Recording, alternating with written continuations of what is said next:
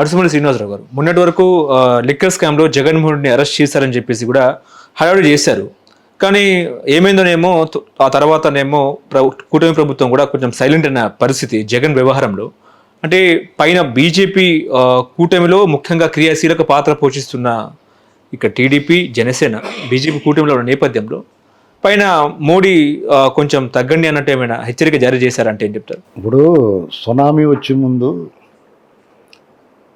ఒకసారి సైలెంట్ అయిపోతుంది, నిశ్శబ్దం ఆవరించుకుంటుంది, ఉక్కపోత మొదలవుద్ది, పక్షులు అవి కూడా సరైన నిలవలు వెతుక్కుండా పోతూ ఉంటాయి. అలాగా ఇప్పుడు ఎడావిడ ఉంది కదా, ఇది ముగిసి లోపల ఆయన ఉంటుంది లెక్కరది. ఇక నుంచి వరుస పెట్టి ఉంటాయి. నీ ప్రతి వారాంతంలోనూ ఒక ఎపిసోడ్ ఉంటుంది. స్క్రోలింగ్లు, మన ఇలా డిబేట్లు, విరాటలో వచ్చే ఇంటర్వ్యూలు అన్నీ ఉంటాయి. జగన్ అరెస్ట్ చేస్తే ఏపీలో ఉన్న ఎస్సీ ఎస్టీ బీసీ మైనార్టీల ఓట్ బ్యాంక్ దూరం అయిపోతుంది కూటమికి అనేది ఒక చర్చ. ఇప్పుడేమో అతను రాసిపెట్టి ఉన్నాయి ఆయనని పోతారు. అలాంటి దుర్మార్గుడికి అండగా ఉండి వాళ్ళు పోతాయేటి ఉంటేటి వాళ్ళు ఎంచుకుంటారు అతను వెనకాల. అతను ఏదైనా బటన్ నొక్కాడు, అంతకన్నా గట్టిగా నొక్కుతున్నారు కదా బటన్. అతని అభిమానంగా ఉండేవాళ్ళు ఎప్పుడు వేయరు వీళ్ళకి. పోయేవాళ్ళు పోతారు. వీళ్ళకి ఆల్రెడీ అందరూ పోయినా కానీ 56% ఉంది కదా వాళ్ళకి. ఆ లెక్కకు వచ్చారంటే అవుట్, ఇతను ఎప్పుడో మూసేస్తారు. ఇంకా ఏంటంటే మనం సరైన సాక్ష్యాధారాలు లేకుండా అరెస్ట్ చేయకూడదు అనేటువంటి పాలసీ పెట్టుకున్నారు వీళ్ళు. అవి స్పష్టంగా తెలుస్తుంది ఏం దొబ్బేసాడో. కోర్టులకి అవి కాదండి, ఇంకా క్లియర్గా కావాలి ఎవిడెన్స్. అవి కూడా దొరికినాయి. రేపో మాపో ముహూర్తం పెడతారు. అంటే గతంలో జగన్మోహన్ రెడ్డి బీజేపీకి అంతర్గతంగా సపోర్ట్ చేశారు కాబట్టి ఆ స్నేహభావం వల్లనే జగన్మోహన్ రెడ్డిని అరెస్ట్ చేస్తలేరని చెప్పేసి ఒక చర్చ నడుస్తుంది. నిజమే అంటారా? అది నిజమే అనుకోండి. మాలాంటి వాళ్ళు గట్టిగా మాట్లాడుతాం ఎప్పటికప్పుడు. కొండ బదులు కొట్టే హిందరు నోరు మూసుకున్న వాళ్ళు కూడా ఓకే అంటారు. బీజేపీ అడ్డుపడుతుంది అన్నది చర్చ. బీజేపీ అడ్డుపడుతుంది ఎంతవరకు అంటే మొహమాటానికి కొద్ది రోజులైనా ఆపితే ఆపచ్చు. తర్వాత వాళ్ళని దోషులు నిలబడతాం కదా, ఎందుకు వదిలేస్తాం?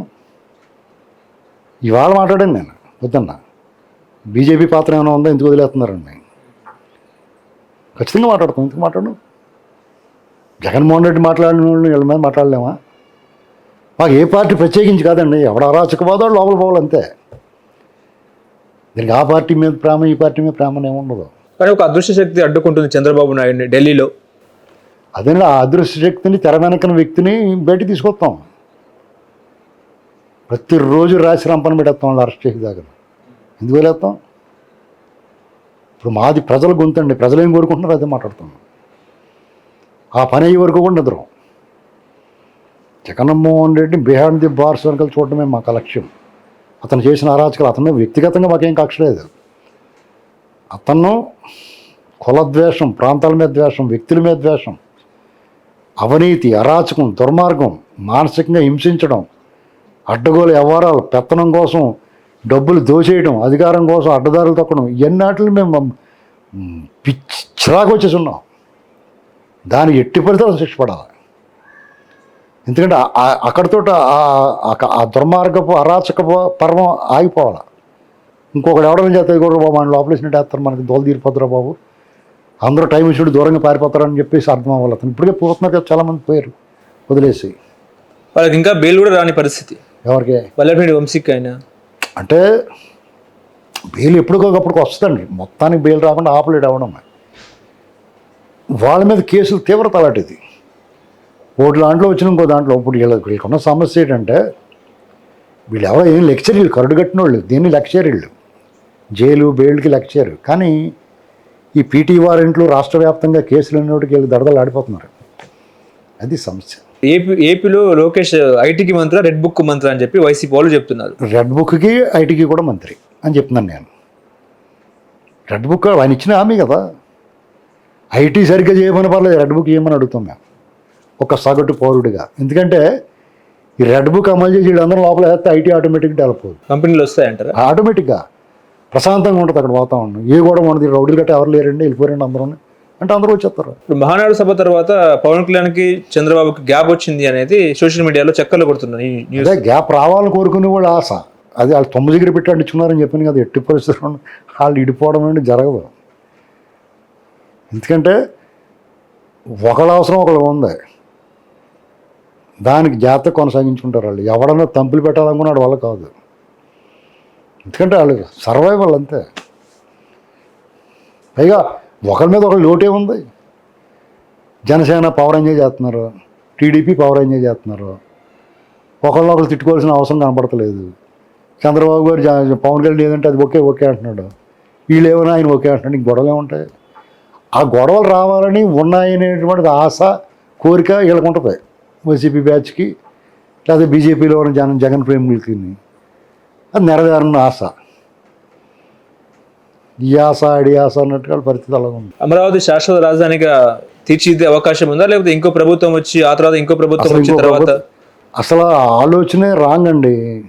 జగన్మోహన్ రెడ్డి లాంటి పనికిమాలినోడు వచ్చి ఆలోచన రేకెత్తించాడు కాబట్టి దాన్ని శాశ్వత రాజధానిగా చేసుకుని పని పెట్టున్నారు. ఎందుకంటే ఏ బుద్ధి జ్ఞానం ఉన్నాడు ఎవడో కూడా రాజధానులు మారుతాను ఇలాంటి మాటలు మాట్లాడ్డా. పిచ్చున్న కూడా మాట్లాడతాడు అలాగా.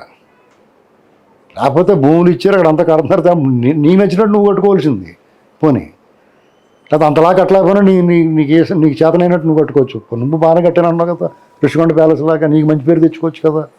ఇది మార్చేస్తాను 3 రాజధానులు 30 రాజధానులు పనికి మళ్ళీ ఆలోచన చేసి ఆ తమ్మినేని సీతారాం ఇలాంటి వాళ్ళందరూ ఏం వాగుడు వాగారండి. వాళ్ళందరూ లోపలేసి కుమ్మేస్తే దారిలోకి వస్తారు వీళ్ళందరూ ఉన్నాయి. ఎవరిని కానివాడు అందరూ 70 years ప్లస్ సీనియర్ సిటిజన్లే. సిగ్గు లేకుండా మళ్ళీ కుల కవసాన్ని అట్టం పెట్టుకుంటున్నారు కొంతమంది, నా పలానా కులం ఉన్నదని. లేదంటే ఏజు ఈ కవసాలు వేసుకుంటాం బాగా మొదలెట్టారు. మాటలు అన్నప్పుడు చేసినప్పుడు ఏం గుర్తురా వాళ్ళకి. ఏళ్ళని జాతగా మాట్లాడాలన్న ఆలోచన ఉండదు ఎవరికన్నా. పోలీసు వాళ్ళు వచ్చి ఆకాశరోడికి కింద పైన తడిసిపోయి నేను 70 ఏళ్ళు వృద్ధుడిని, సీనియర్ సిటిజన్ని ఇలాంటి మాటలు మాట్లాడుతున్నాడు. టీవీలో కూర్చుని కోటు వేసుకుని మాట్లాడుతున్నప్పుడు మాత్రం ఏం గుర్తురాలేదు. 70 ఏళ్ళు ముందు కిందకి వచ్చి జాతకం ఉండాలి, మాట్లాడాలి, ఎవరన్నా తప్పు మాట్లాడుతున్నా తప్పు అని చెప్పాలి అన్న జ్ఞానం లేదు. అమరావతి మహిళలు లేకపోతే ఆంధ్రప్రదేశ్ మహిళ అంటే లోకువా మీకు? మీ ఇంట్లో మహిళలు లేరా? జగన్మోహన్ రెడ్డి గారి ఇంట్లో మహిళలు లేరా? వాళ్ళంటే అంత బాధ వచ్చింది ఆ మధ్యన ఆడెవడో కుర్రోడు అంటే. మరి వీళ్ళంటే ఊరుకుంటారా? తుక్కు రేగొట్టేయాలంటాను నేను. ఇంకా చట్ట ప్రకారం పోతున్నారు వాళ్ళు. ఓ రౌండ్ వేసి తీసుకెళ్ళాలి జడ్జి గారి దగ్గరికి. మరి జగన్కి అవకాశం లేదంటారా? జగన్ రెడ్డి అనేటువంటి కథ ముగిసిన కథ, ముగిసిన అధ్యాయం అది. కూడా ఎవడన్నా రావచ్చు, ఎవడన్నా ప్రత్యామ్నాయం తప్పితే కానీ జగన్ రెడ్డి వైసీపీ పార్టీ అనేటువంటిది ముగిసిన అధ్యాయం. అందరూ తలక పార్టీ ఏ కాంగ్రెస్లోకి పోవచ్చు. కానీ చూపు మేరలో దాని ఆశాజనకంగా ఏం కనపడతలేదు. నాలుగు వాళ్ళు ఏమంటారంటే కాంగ్రెస్ని పుంజుకుంటే బాగుండు అనుకుంటున్నాం, అది అవట్లా. శర్మిల కూడా తిరుగుతుందిగా ఏపీ రాష్ట్ర వ్యాప్తంగా, ఆమె కూడా. అదే ఆవిడ ఇంకా గట్టిగా తిరిగితే పోనీ రాజన్న రాజ్యం కావాలనుకుని రాజన్న అభిమానులు ఎవరైనా ఉంటే ఆవిడ అంకలు పోవచ్చు. ఓకే.